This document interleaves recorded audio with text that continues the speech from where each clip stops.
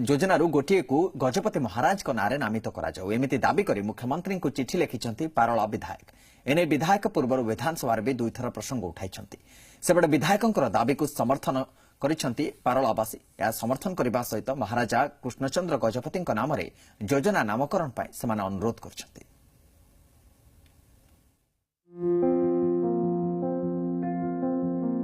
महाराजा कृष्णचंद्र गजपति स्वतंत्र उत्कल प्रदेश गठन में भूमिका अतुलनीय। एपरिकी शिक्षा स्वास्थ्य और जलसेचन क्षेत्र में भी महाराजा जनता सह छिड़ा होते राजधर्म सह से राज्यर हित को देउथिले समान गुरुत्व जहाँ पारला प्रजा कहते इतिहास भी यार मुक साक्षी।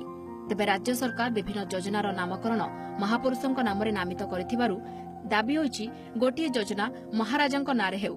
एने विधानसभा रे पारला विधायक प्रश्न उठाइबा सह मुख्यमंत्री को चिठी लिखिछंती।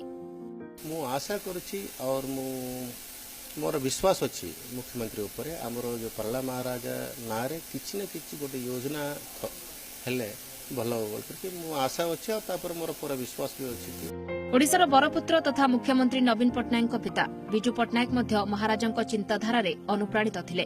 तेणु महाराजा को चिरस्मरणीय करने को सरकार ए दिगरे पदक्षेप नेबा को पारलावासी दाबी करछंती।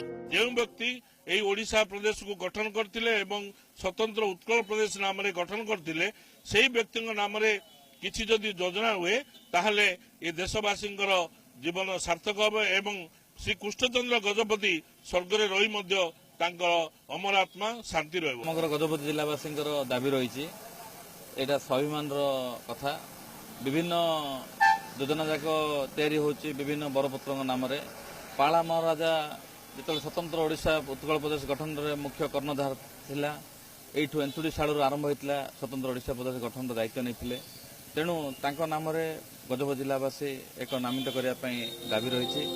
पूर्वर राज्य सरकार महाराज को अवदान को सम्मान जणाई विभिन्न अनुष्ठान को तांको नाम नामित करछंती। तेणु आशा पारलावासी इच्छा को भी भविष्य में पूरण करेंगे। गजपतिरु सुजित बिसोई जी मीडिया।